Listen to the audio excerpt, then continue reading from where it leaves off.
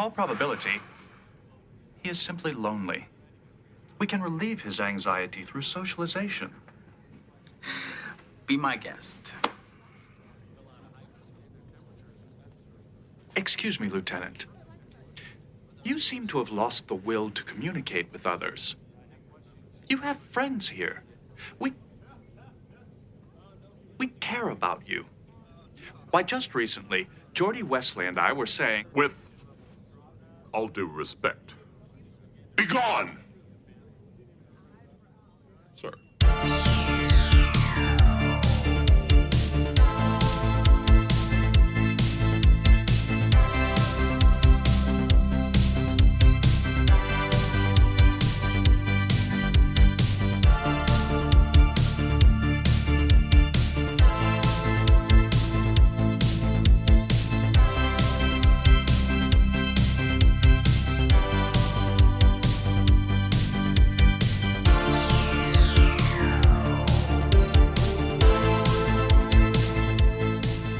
Welcome, everybody, to Deep Space Pride, a gay Star Trek podcast. My name is Mike. I am one of your hosts, and with me is Johnson, my co-host. Johnson. Hi. It's Wednesday. Hi, Mike. How are you? It is Wednesday. I am doing okay. How about yourself? You are low energy today. I am low energy. Though I could today, not yes. have been able to tell with your riveting intro to our podcast episode today. There we go. See, I bring it for the show. Once we get into this. Yeah. Make it.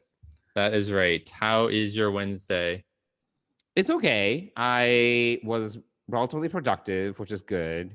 And I had some meetings canceled last minute, which is always a little amazing because I can do work and instead of being stuck in endless Zoom meetings. So I would say it was a good day for me overall. What about you? How was your work day? It was fine. Nothing too exciting. I would say that I'm suffering a little bit of the Wednesday woes, but is that really a thing? No, it's not a thing. I just made it up. Shit up. Yeah. I am just making shit up. Great. To describe my Wednesday, yes. And I told you about this. I ordered a pizza for delivery for lunch. Oh, yes. The epic pizza story. Mm-hmm. And it never arrived. And I think I'm still disappointed about that. Wait, are you going to order pizza for dinner? No. We have home chef. So we are having a pork dish tonight for dinner. Okay. But yeah, so my lunch was it ended up being leftovers, even though I went outside to forage. I did get a Starbucks coffee and then found nothing of eating value. I did not want to go and have a piece of cardboard pizza. I was looking for a nice fresh made pizza and it did not arrive. So maybe it went to a different address. Maybe someone got a No, you said that you were calling them, they never picked up. Yeah, and then Grubhub said that they're closed. Yeah, so I mean, you can't win. So that's why I would say that I'm low energy. If I had gotten the pizza and been able to enjoy my lunch, I would have been much happier. But anyway, here we are. I did watch Pizza-less, and here we are. I did watch our episode that we're going to talk about in a little while. Did your homework? So I did my homework, and it was good. It was good. Yeah, I actually thought that I was expecting it to be terrible, but after watching it, I was like, okay. I did tell you that I didn't realize when I picked this episode that it was also the pain stick episode. I totally did not remember the B plot. Oh yeah, I didn't either. And I was like, oh, the Cleon pain sticks. This is when we were introduced. Right. So we'll have to get into that in a little bit. But why don't we first start out and catch up on what have you been Star Trekking this week or lately, since it's been a few weeks since we've talked about this. Has it? But it's been a while. I don't remember. It's been at least 2, maybe 3 episodes. And you people, you're all astronauts on some kind of Star Trek. So what did you Star Trek this week, Johnson? So I have still been going through my TNG rewatch. I have slowed down a bit because I've been doing other things. I've been reading books. I've been playing video games. However, the other day I did rewatch The Defector, which was a season 3 episode of TNG, and it was really good. As a reminder to our listeners, it is the season 3 episode where Romulan Admiral defects and tells Jean-Luc Picard and the rest of the Enterprise D crew that the Romulans are building a military base in the neutral zone as a prelude to war, something along those lines. And Captain Picard needs to decide whether or not to bring the Enterprise into the neutral zone to investigate. And it's actually it was very good. It was a little bit like it was a little bit slow in the middle because I feel that they were trying to fill it with like things, but overall I thought it was a great episode. I really enjoyed it a lot. So that's the most recent thing that I've actually Star Trek. I don't remember when we last talked about what did we Star Trek, so it's been a while, but honestly it's all been just TNG here, TNG there for the most part. I did want to talk about some Star Trek news / rumors, and it's been discussed on a few different podcasts, which is why I would like to talk about it. Sure. But you've probably heard about this, the whole thing where John Delancey has been talking about his appearances on Picard. Do you know what I'm talking about? Yes, I do now that you bring this up. Yes.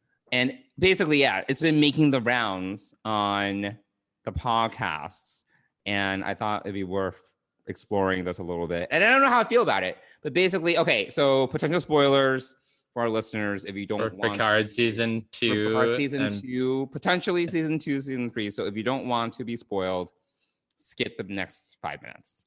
But basically, the gist of it is that John Delancey has been spilling the beans on these cameos that he's been doing for random fans. That says you pay him like $100 and he'll be like, "Happy birthday, Mike," and you know whatever.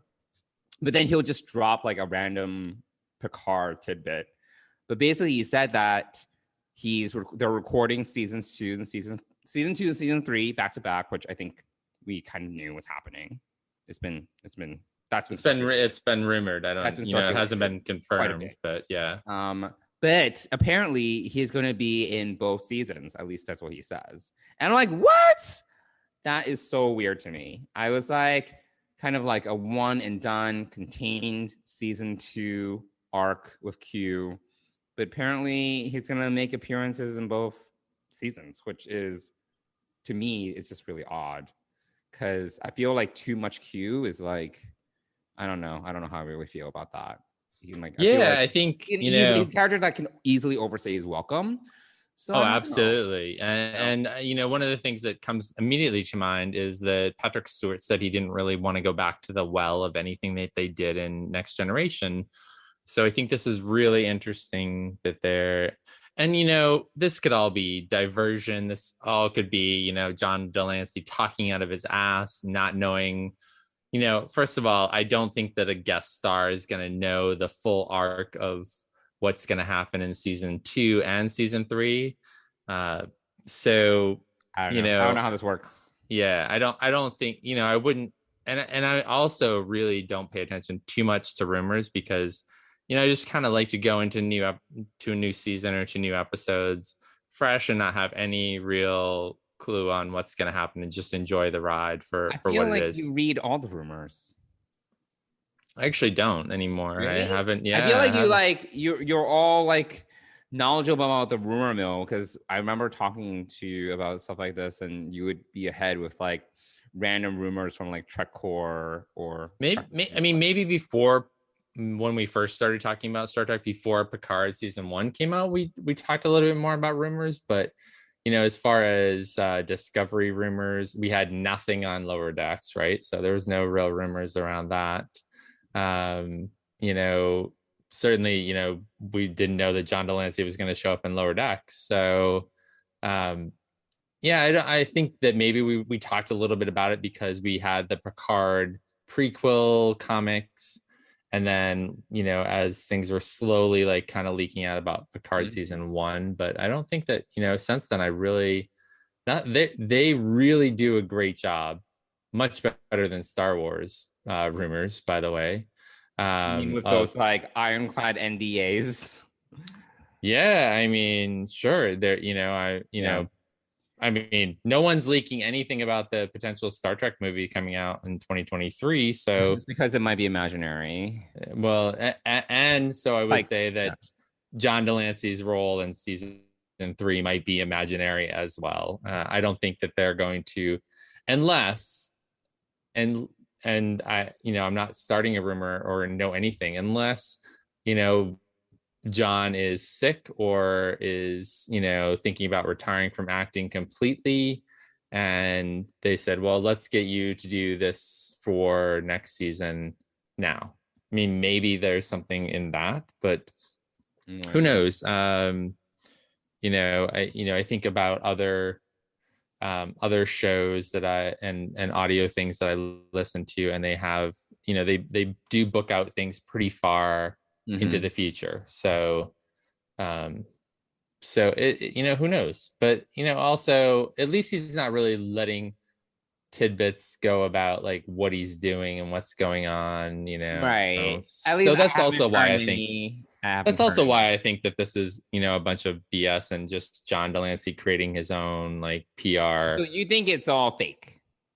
I don't think that, honestly. I think that the last we heard from the producers and the leaders of this show, they were still figuring out season 2. So to tell me that they've wrapped up all of updates season 2, are like old. They just need to give people something. Maybe. I mean, maybe. But and the bottom line is we're never gonna know. We're not gonna know for years until we watch. Yes. Yeah. I mean, so season 2 is a year away, or 9 months away, probably 9 or 10 months away. Yeah, probably. And who knows how long season 3 will be after that? Probably. So yeah, another year and a half. The other rumor, while we're talking about rumors, and again, it's a rumor, not a rumor, because she did it on the official Star Trek podcast. Where what? Michelle Yeoh said that she doesn't really think that they're done with Emperor Georgiou. Is that news? But is that, I mean, people were treating that like a rumor, like, so I think part of, Star Wars fandom is much, much worse when it comes to like rumor mills and creating all of this side. There's almost like this side economy of rumor shows and things on YouTube and whatnot out there for Star Wars. There is not that for Star Trek, and I'm actually kind of glad about that. There are so many rumor like videos on YouTube. It's like the man got fired for the 3rd time. Those kind of Alex Kurtzman has been killed off, multiple times. Yeah, there's so many of those. If you want to consider those rumors, I guess I don't really pay attention to rumors anymore. I don't even, as a separate thing, I barely pay attention to any like Apple rumors, which I'm a big fan of Apple products, and I like that has a whole ecosystem all on its own. Well, I would say the difference here is that it came from an actual cast member. It's like a guest star, yes, but it's also John Delancey. He is a guest star, but at the same time, he has a lot of clout in like Trek. So sure, I wouldn't be surprised if they at least gave him. Sure, he has like maybe a few scripts where he's actually in the episode. Yeah, I'm sure they also give him the overarching story of the season. Yeah, the long and short of it is that if he is in both seasons, I don't know what to think about that, and they would need to do a really good job to not disappoint me. I would agree with that. I would agree. I think that I'm hoping that with Patrick Stewart as an executive producer, and having always said that he didn't want to redo things, I hope that this is somehow a new take on. But they do. I mean, not to rehash our season 1 Picard discussion, but they do try to dip. They want to have their. What is it? They want to have their cake and eat it too. Have their cake and eat it too. I was like, what is the idiom? They want to have their cake and eat it too. They want to bring back the Borg, but not really. They want to bring back Q, but not really. They want to make Seven the Borg queen, but not really. They want to show like a big battle with a Borg cube, but not really. Like there's a bit of both, and then you get neither, and then you never come, and then you're disappointed. This is my whole issue about Picard season 1. Like, they want to try to have it both ways. So they edge you and there's zero yeah, payoff. and then you're like, what is this? I needed to finish myself off. Like, so whatever. This is like I hope this is not what what they go down, but who knows? Yeah. Well, we'll have to wait and see. I mean, we've got a long wait, and we do. So well, there we go. Anything else from your end on what you've Star Trek lately? No. I mean, it's just TNG. But the most recent episode was the Factor, so I specifically brought that up. I don't remember like what else I've been watching. I've been just jumping around like I have been. So, and I'm starting to run out of like the really good episodes. So I'm like, all right, let's go back to this episode or that episode.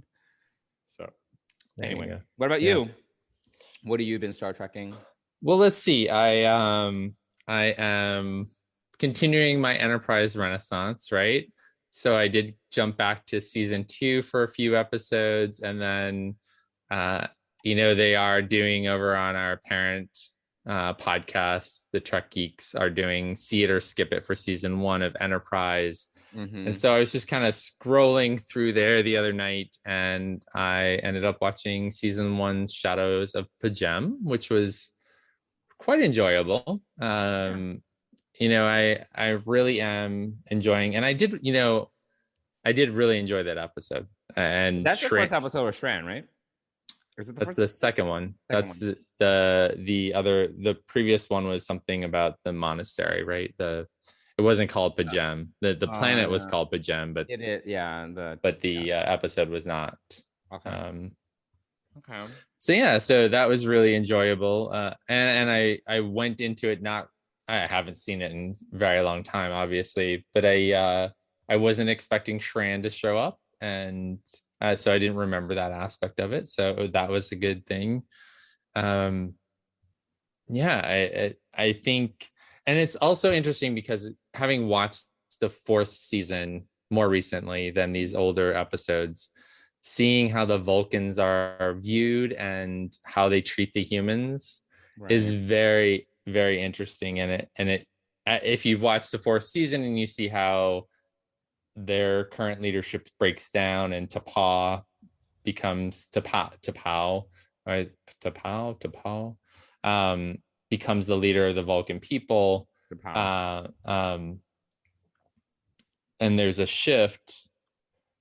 It actually emphasizes how controlling and the Vulcans were totally like bigger jerks back early on, for sure. Before season 4. So the Vulcans, so that's an interesting part of this. And there could, so that you find this other world that they're controlling, and you learn that from Shran, and you so it's fascinating, like the political ramifications, having seen it play out in season 4. So that was really enjoying. And I also this past weekend I watched Star Trek Beyond. Because you had mentioned there, we talked a little bit about how there was some Enterprise connections in there, and there certainly were. So I watched Beyond this weekend, and it's a good movie. I enjoy it. It's not a perfect movie, but that it's such a deep cut, like that the villain was a Mako. I'm like, this is definitely a Mako who became baseball, a Mako who became who is disbanded and then made captain and then lost in deep space and then goes crazy. So and you see how they made Sulu gay, have a gay family, which was it was very just token. I know. It was a couple of scenes, but or cuts and scenes, but it was just that was stood out. You get to see the memory box of Spock. Oh my god, that was great. And opening up the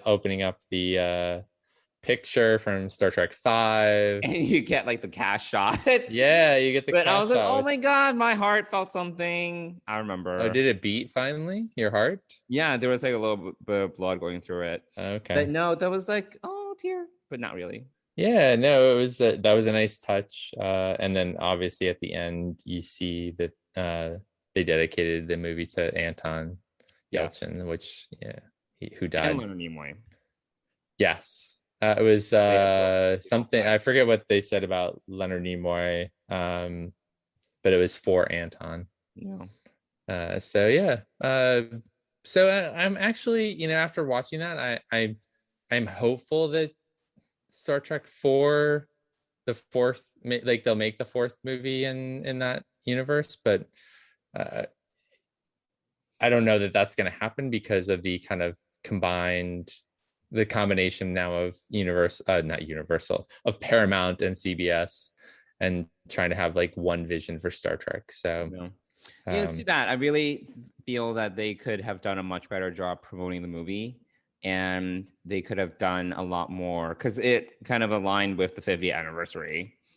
So they could have really pushed that a lot more. And I just feel that really wasn't part of the messaging. They should have, I don't know, they should have done more. If I remember better.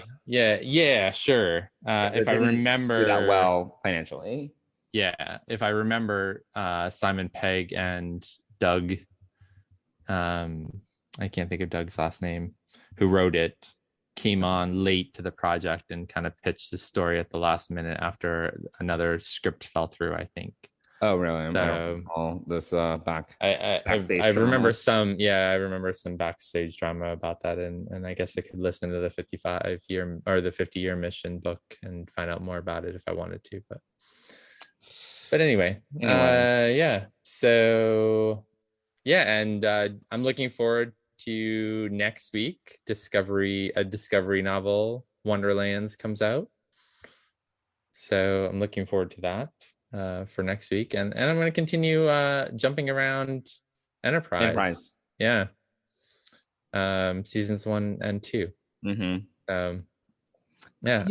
You should. There are definitely the episodes in season 3 you can watch. I know. Yeah, I mean, I will.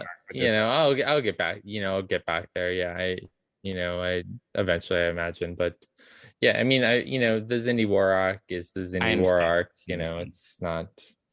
Yeah, there are a few interesting episodes. There are. Yeah. So maybe I'll get back there eventually after I watch that. So that's what I've been Star Trekking lately. Oh, and weren't you going to talk about the pod directive a little bit more? Oh, yeah. Yesterday I did a 10K run during my break and listened to Tawny Newsome and Paul F. Tompkins on the pod directive, talking with two of their friends who do the Newcomers podcast, and it's really enjoyable. I am becoming an even bigger fan of Tawny. It's a very fun podcast. I like laugh out loud. Yeah, and her and Paul are not that we're not funny. We are definitely funny.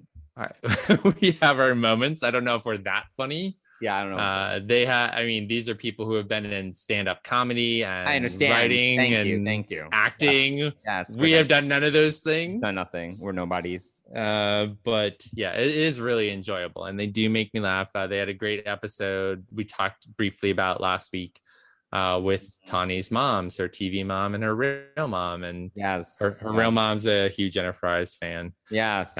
So yeah, these have been really, really good. I would say these are even better than season 1. Michelle Yeoh was the first one for this season. So some really outstanding. I like what they're doing with it. It's you can go in and listen to it, and it's just an enjoyable, like you never know where they're gonna go. Yeah. So they're having fun with it, and I think that's the important thing. Like, I think that's one of the things that podcasting is all about. Is if you're having fun with it, that will translate either through audio or video. Thank God we don't have video. Oh my God. I would have tons of a little side note here as we were preparing to record. Johnson was wolfing down food, and it was like watching a 3-year-old eat, maybe a 2-year-old eat. I was having Um, difficulties because I was like trying to do it quickly and I was talking to you at the same time. So it was like literally yes, there it was a food mess. falling out of my mouth. It Like, was a disaster. But anyway, it was a slight tobacco. but I think that what comes across for that podcast is that they're having a great time, and I think we have a great time too. But we are too close to this. We would have to have someone who listens to this podcast regularly say, you guys seem to have fun, and we do have fun doing this. But it's clear that Tani and Paul have a great relationship. Yes, and they know people, and they bring up things, and they have just a wide variety of experiences. And so if you're looking for another Star Trek podcast to listen to, I would definitely recommend the Pod Directive. I think it's actually the only time that I've ever recommended the official Star Trek podcast since they took over, and it's great. So definitely add that to you. Yeah. I used to listen to. Did you listen to the old one? I don't know. Yeah, let's not talk about the old one because I just wanted to blow out my brains listening What? to that guy. I didn't think it was that bad. Oh my gosh, the guy was so annoying. You're annoying. I'm annoying. I'm just saying. That's like I've had. He was annoying. I didn't think he was that annoying. Oh god, yeah, he was. No, I actually. I don't remember his name. I don't either, and I don't want to. Oh, okay. But he is like his co-host was basically like not really a big fan, so he would need to like explain stuff. I don't know if you remember this. I don't remember that part of it. No, I have blocked out the old Star Trek podcast. It's nice that Tony and Paul F. Tompkins both love Star Trek, but they're not. The thing I like about that particular podcast is that they aren't overly promotional. Like, oh, not at all. They're obviously like, yeah, we love Lower Decks, but we love, let's talk about Deep Space Nine because they love Deep Space Nine. Yeah, it doesn't need to be like all about like current gen. Because if it's an official podcast, sometimes you think they're gonna really be pushing like the current episodes, the current shows, but they don't do that, which I appreciate. Well, the only thing that I am not liking about, I liked their first season because there were no commercials. Now they do commercials for other podcasts. Sure. Which is fine, but it's just not annoying. Yeah. But anyway. So, shall we move on to the next big thing that we're going to talk about? Yeah, let's talk about the Icarus Factor. No, not yet. Wait. Oh, yeah, we're not talking about that yet. Yes, you're correct. I thought we were transitioning to that. You're correct. I gotta figure this out. Wait! Okay. So, Barb's not a Dauphine, but I haven't ruled her out as a surgically altered Cardassian spy, or a transporter clone, or, bear with me, a Suliban. Right? A Suliban? Mariner, stop it. Barb's not a Suliban. Oh, but how do you know? She's nothing but a great human lady. You need to stop spinning out and accept people for who they are. Now be quiet, I gotta change everything about me to trick her into thinking I'm something I'm not. Computer, analyze the coolest people in Earth history and replicate me in outfit. Boy's size small. So we are super excited. Take it away. You take it away. You know what's going on. Yeah, we are super excited. We have been given the opportunity to give away some cool Star Trek products. And swag. Yeah. And next week, I believe on the 18th, next Tuesday, right? Yeah, next Tuesday. Yes. Oh, I didn't know we were. Yes, next Tuesday. Yeah, next Tuesday, season 1 of Lower Decks comes out on Blu-ray and DVD. And we are super excited. We've been chosen to give away a Blu-ray set, three Blu-ray sets of season 1 and 8 character cards for the 8 main characters on the podcast on the podcast on the show. Is going to get a copy of the Blu-ray and 8 cards. It's not we're gonna take 8 cards and divide it about. Yeah, no, you get both. Yes. Yeah, it's great, and the cards are awesome. I mean, they're look funny. Really. We saw some. We've seen them digitally. They are really cool. So we get to give away first this official giveaway. Yes, it is. We're legit now. we have made it. So what do you have to do this to enter this giveaway? It's really simple. So we normally do, well, our social media manager, usually posts things late. Correct. But in this case, we're going to be on time. So yes. So this episode comes out on Friday, May the 14th. Mm-hmm. On Sunday, May the 16th, we are going to post an Instagram and Twitter on our social media platforms, the contest. And all you have to do is like one of those places, one of those or posts. retweet if you're on Twitter. Sure, retweet. Oh, that's right. Yeah. Yeah, like or retweet. Like or retweet the post. You have to be a follower of ours. Yes. So our handles, one more time, on both of those are Deep Space Pride. Correct. And you have to follow us. You have to like or retweet, follow us, and tag a friend for this contest. That's it. Very, very easy. And we will randomly pick 2 winners from Instagram and 1 from Twitter to win this Blu-ray set of season 1 and the 8 art cards that go along with it. So that's all you have to do. So, and we'll also post another opportunity later in the week. So if you missed the first one on social media, you'll get to see the next one. Hopefully one of those 2, you can enter on either post and we will put you in the drawing for this amazing giveaway. And amazing. It's really cool. I'm excited. All the things. We loved season 1 of Lower Decks, and if you love physical media and you want this on your shelf, and I'm sure there are a ton of great extras and bonus features on these discs, so definitely check it out. If you aren't a winner, we do encourage you to go ahead and purchase that. There's no commission for us. We don't get anything. But there's the no links, kickback. There's no kickback. We are doing this because we love Star Trek. Yeah. And we are doing this. And we appreciate our fans. Yeah. Yeah. So we are super excited to be able to do this. So look for that on Sunday, May 16th. This episode will go live on Friday, May 14th. Mm-hmm. And and the contest will end the following Friday. So May 21st at midnight Eastern time, whatever. And we're going to pick a winner on Saturday, May 22nd. Winners. We're going to pick our winners. Yes. And we will send you a DM and you'll send us your name and address and all that good stuff. And we will get. And then we'll stalk you. No, we will where you not. Live we will not. We will send you this amazing gift. So we're excited about this, and look out for that next week. All right. It's coming. There we go. Giveaway number 1 for Deep Space Pride. Yay. Yes, legit. All right. Now we can talk about the Icarus Factor. What is it now? You can't do that. What? Hachidan Karitsu, it's illegal. You're kidding. All these years. That's why I never won. You were cheating. It worked, didn't it? Kept you coming back for more. Incredible. You cheated me. How'd you get away with it? You were just a kid. By the time you were 12 years old, I knew I couldn't take it, but I had to keep you interested. I had to keep you challenged, didn't I? I always hated you for that. Damn it, Will! You were barely out of diapers when she died. You hardly knew her. I'd loved her. Of course you carried the pain. So did I. I should have explained this to you a long time ago, but it hurt too much.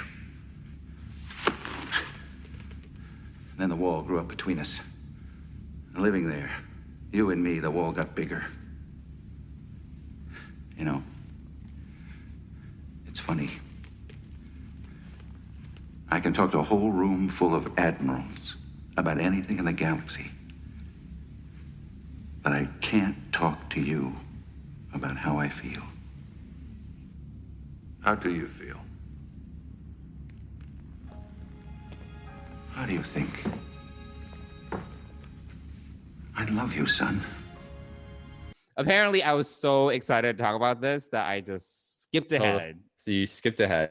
Yeah. So here we go. Let's deep dive into an underappreciated season 2 episode of Star Trek: The Next Generation. Yeah, so I picked this episode because of the Lower Decks season 2 trailer, where obviously there are a bunch of different Easter eggs, as is the case when it comes to Lower Decks. But there is this one scene where Mariner is dressed up in this ridiculous like outfit. I guess it's an outfit. It's like a karate outfit. And it is a reference to the Icarus Factor, where Will Riker and Kyle Riker, his dad, engage in an Anbo Jutsu match to kind of work out their differences. So this is a deep cut because it only appears in this one episode. We never see this get up ever again. But you know what? That is what Mike Mann's all about. He's all about these like random deep cuts. He's not afraid of inside baseball. And he's like, if you get it, you get it. If you don't, it's fine. So this is what inspired us to pick the Icarus Factor as our episode 2 of this particular series. So yeah, Mike, what did you think? I actually thought that, I was ready to like have all the complaints in all the notes. And I actually thought that this was a decent episode. What did you think? Yeah, I thought it was an enjoyable episode. I do have a few points that were a little more that stood out to me I have as like annoying. notes, but it's not the litany. I did not like complain in real time to you about this episode. It's not the litany that I had for Heart of Glory. Okay. Correct. So if we use that as the baseline, that's the baseline. Yes. Yes. Yeah, I enjoyed it. It's having watched season 1, the Heart of Glory last week, and then seeing how it's moved, how the cast and crew have kind of come together in season 2. It's an interesting, and everyone has a part in this episode. This was like all hands on deck. Everybody. There's a lot going on. There's a lot going on. There's like, the A plot, the B plot. I was like, I forgot about the pain sticks. It was like, there's a lot. Yeah, actually, yeah. And I didn't remember where they were going. So I was with the B plot. I had no idea where, it was obvious.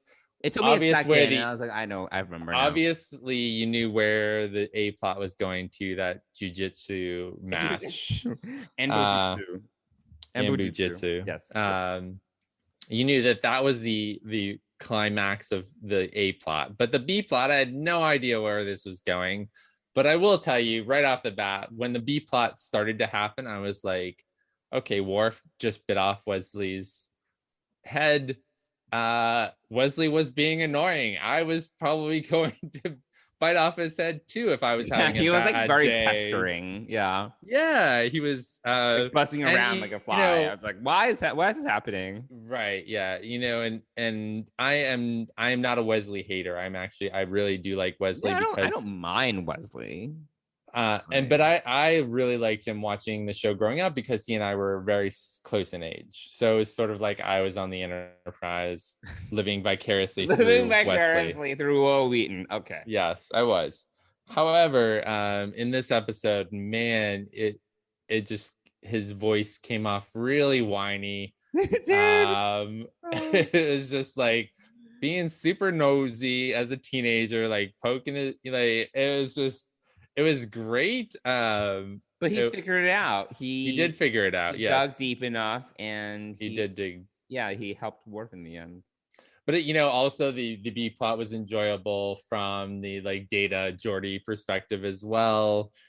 You get to see their friendship. You get to see them going back and forth. Like, no, Wesley needs to handle this. No, we should help him out. Like this back and forth, and also the drama that was going on in engineering with a glitch in the readings. There was a random shit going on. Yeah. So there's that going on. Then to go back to the A plot, totally forgot that this was all about offering Will I don't even know if this is remember that at all. It's been, I think, decades since I've seen this episode. Yeah. But offering Will his first command, I think. Maybe he's been offered command before. I'm not sure. I think so. This is the first of three commands he's offered before Best of Both Worlds. You are correct. So that was I forgot about that aspect of it. I thought that it was I thought that he and Deanna's interaction was interesting. She was kind of trying to cold and distance, and then they had this sweet little moment where it did matter. Her feelings did matter, and they hug, and so there was that.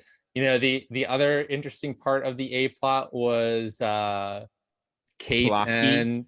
Kate and what was his father's name? I can't remember. Kate and Kyle, little smoldering, I did not remember that. Smoldering action there. I didn't remember that either. I remember it, and I was like, this is awkward. And then Will was like, you never bothered to say anything. Exactly. And she was like, it wasn't a secret, it just never came up. I was like, oh my God, this is of course it would come up. Like, why wouldn't it come awkward. up? Like, oh, I know your dad. I used to sleep with him. Like, come on, I don't know. Well, she's kind of like, I don't know, like Catherine Pulaski is kind of like this like interesting character where you never like find out that much about her. She's kind of like Mum, but she also has like just only one season. So it's not like, it's not like we get to learn that much about her, but the thing is like she doesn't like to spill all the secrets. She's not like she's not one to put her heart on her sleeve and just like share everything. You kind of like need to like be in the right moment with her. So I don't know, but I just thought that was awkward. I was like, oh my God, like this is weird. Yeah. And just to see them, it was interesting. It was an interesting twist. Yeah, it was definitely. Yeah. I thought, and this was, all hands on deck. You get to see Chief O'Brien and Will having a drink, which was kind of cool. You get to, so it was really everyone has a little bit of something to do, I guess. Everyone does. So yeah, it was just enjoyable. And then going back to the B plot, the pain sticks part of this was really fascinating too. And I really enjoyed the kind of like, where are you taking me, counselor? Like he was super grouchy, and like, he was grouchy. Yes, he was not. He didn't want to be there.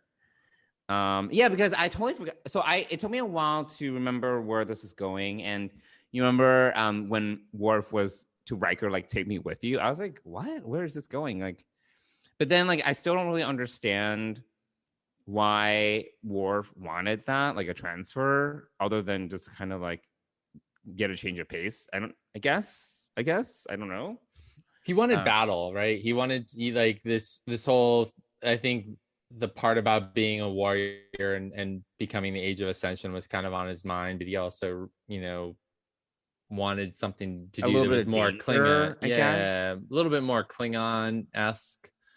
I thought that was interesting, him wanting to leave, but I also, it's not like he's entering a war zone. They're going into just like uncharted territory, right? I guess there's more chance for there to be a firefight there than in Federation space on the flagship of the Federation. Not clearly a battleship of any sort. So we don't learn anything about the Ares or what kind of ship it is or anything like that. So, but yeah, it's there was a lot for every character. There was a little bit for every character to do. There was a lot of interaction. There was a lot of motion around them with the engineering thing, with the kind of the views of Kyle and Catherine talking. There's just a lot around this episode, and I really enjoyed it. Yeah, that was good. I do think that obviously the majority of A plot is Will Riker giving his dad the cold shoulder, and they barely interact. Like most of the episodes of them like not talking, and then they do this whole Enbo Jutsu match, and it gets resolved very quickly. Like they and this is very Star Trek, very procedural, where it's like, oh, we resolved the issues. Like this is like in real life, this would be like a 5-hour conversation. You unpack it.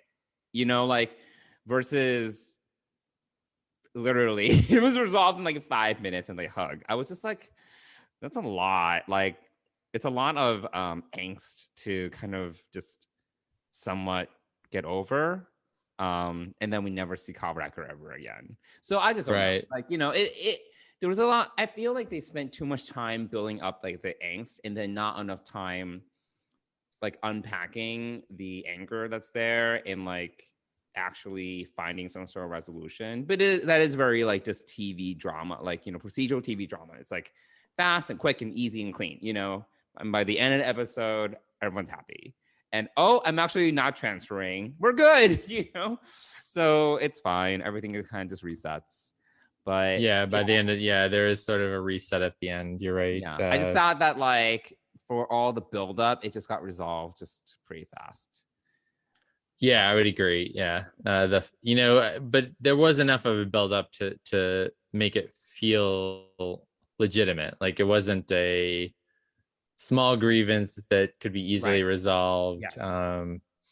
I think there was enough. And then it got resolved. They spent too little time resolving it. Like, yeah, but you learn pieces of it through other conversations. So Catherine and Kyle talking, you know, Deanna and Kyle talking, you know, so all of these like pieces that you learn. There are a lot of interactions. It's like a lot of and you know, part of it too is that this mission that he was going to go on was dangerous.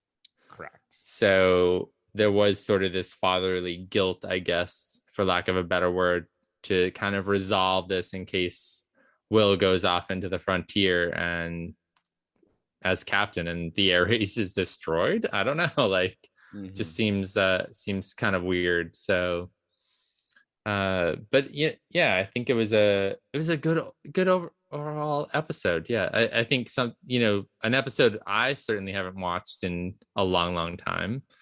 But enjoyable and still relevant, like nothing too annoying other than Wesley's nosiness and like high-pitched voice and like get the kid out of, you know, I know he's an acting ensign and whatnot, but get the kid out of engineering, you know, like there's so much going on and he's down in engineering, like talking to Data and LaForge about Worf. It's just, you know, it's kind of it's gossipy. It's kind of gossipy, and I don't really like that in anything. But so it's that. Oh, and then remember, like he tells Chief O'Brien that they're doing this thing for Worf, and it's like in the middle of engineering, and he's like, "It's a surprise," and I was like, "There's like 10 people around, and none of them are invited to this." It's like so awkward. Yeah, like keeping a secret on a big starship like that is a secret. Like, whatever. Well, I think it being a secret, Worf's not going to talk to anybody, so he's not going to hear anything. So in this case, wait, how did Data put it?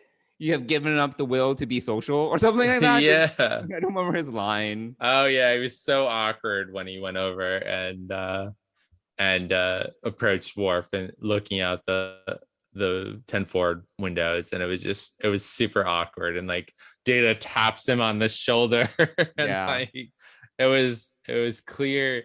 I think that was a really good scene of how Data is sort of inept around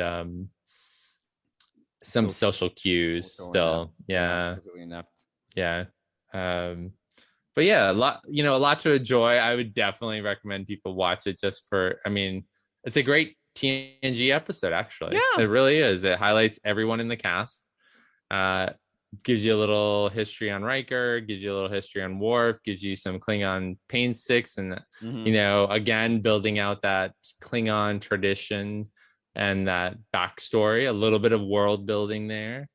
It would have been nice to have learned a little bit more about, again, in world building, like, and kind of building out the Federation and what this area that Will would have been going into as captain of the Ares. It would have been interesting to learn a little bit more about what's going on and like actually have Kyle do a debriefing with Will, on the sector and give you like the layout of the land. That was just the springboard to the drama. No, I know. But again, when I'm thinking about world building, like these are the sorts of things to compare it to another show. Babylon 5 would build out that conflict and tell you what's out there. Whereas Star Trek really doesn't do that. You don't kind of get the lay of the land. You get the major powers, and then suddenly you're thrown into this. You learn about the Cardassians in season 4 or 5, Yeah. And, oh, yeah. Speaking of that, because I've been rewatching, because there's like they talk about the Cardassian Federation War, yeah, and I was like, when did this happen? right. And it's very unclear to me because I was like, did I miss an episode? Like, where they really talk about it, or where there's a battle? There's nothing. No, Like, there's they nothing. talk about it and just like it happened, and I was like, when did this happen? I mean, I don't know. Yeah, again, these are sort of the strings that they pull and never really attach it to anything. They just kind of throw it out there, and I think it's partly because they jumped ahead 100 years from Kirk's time, or 80 years, so they had that. Oh yeah, it probably happened for like 18 months and 2350 or whatever. I don't know. It's probably, actually, there probably is a book about it. And that there's these last year's books that they did. Memory alpha entry. Yeah. So, but yeah. So that's my only takeaway would be, it would have been nice to hear a little bit about this sector and what's going on out there, but we did not. No, I didn't mind that because, again, to me it was just kind of like, oh, it's just like it's just the catalyst for Will and Kyle to kind of duke it out. And or exactly Will to ignore Kyle for like 3/4 of the episode. Yeah, exactly. So great. Anything else you'd like to add about the Icarus Factor? I hope that I mentioned this year, I hope that in Lower Decks they say all the Japanese phrases as well. Oh yeah, that was good, right? In the bowing. Like, they better do all that. I want all of it, otherwise I'm setting my TV on fire. Yeah, you want all of that? Yes, all of it. I need everything. And yeah, hopefully we do. Hopefully we get that. So that's my hope. There we go. Well, I hope so too. Well, cool. Well, there we have it. This week's short episode. It hasn't even been an hour yet. Oh, right. Well, that's okay. We need to give our fans a little bit of a break. Usually it's at least an hour and 20 minutes. So I know. Right. Well, that's okay. Well, before we go, I do want to give a shout out to our sponsor, Fansets. Yes, Fansets. That's right. And actually, this coming Saturday, May 15th, they have 4 new pins coming out. So we have the Pinmoji Beckett Mariner from Lower Decks. We have the Pinmoji Captain Pike from Strange New Worlds. We have Trelane, so a micro figure of Trelane. And also a micro figure of Narissa from Picard, which can't stand that bitch. Everyone's going to get that one. I cannot stand Narissa at all. I'm going to be super disappointed. Another thing I did not like about Picard season 1, if she didn't really die, if she comes back, I'll be so annoyed. I will be too. Yes, I can't stand her. Because you come on, her actually die. I'm like, oh, fuck. Like, of course not. Yeah, I don't want this.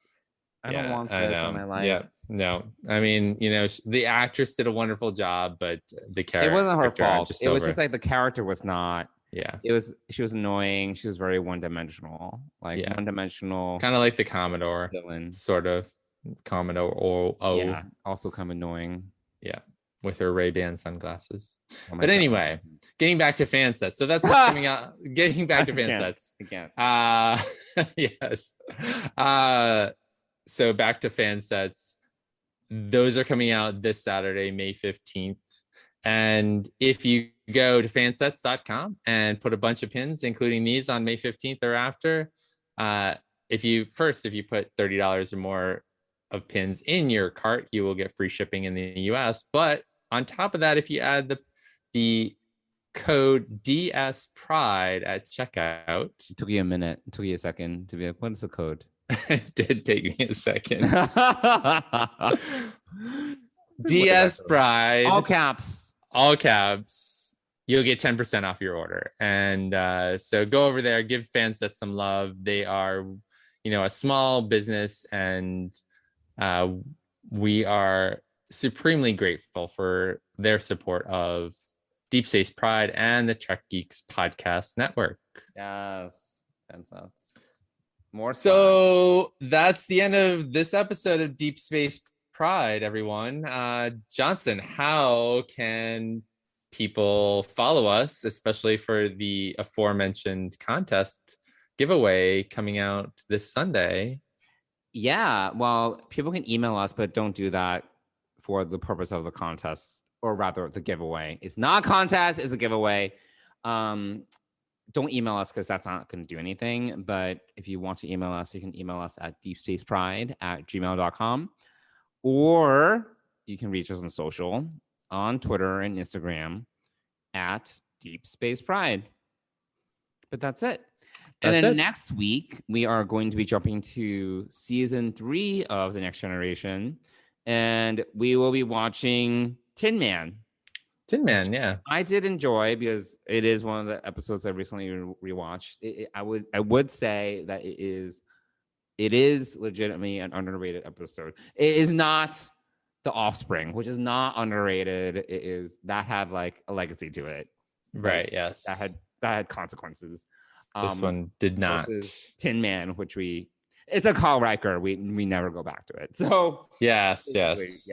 But there is a little bit of world building in it that's interesting, and it's almost kind of like a self-contained kind of like character study of sorts. So anyway, cool. That is what we are going to be discussing next week.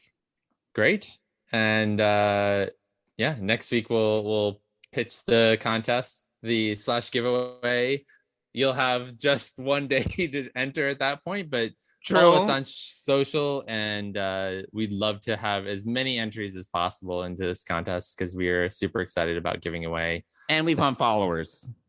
Yes, we want people to interact with and tell us what you are Star Trekking and what you think about these episodes that we're going through season by season. So thanks everybody for listening. We appreciate you, and we'll be back here again next week talking about more underappreciated episodes of The Next Generation and Tin Man. Yes, we will. Excited. I'm excited. Contain yourself, really. Yes, I know. I have all the feelings about our next recording. Okay. Well, thanks everyone. We'll talk to you again next week. Bye everyone.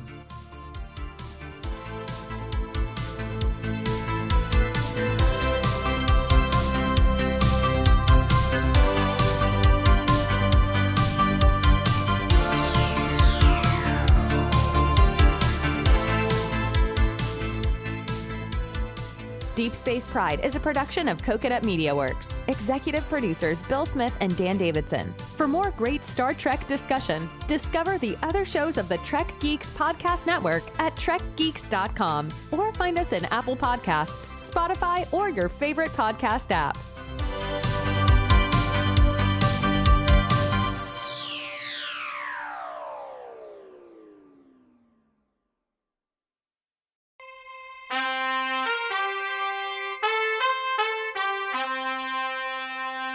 Coconut.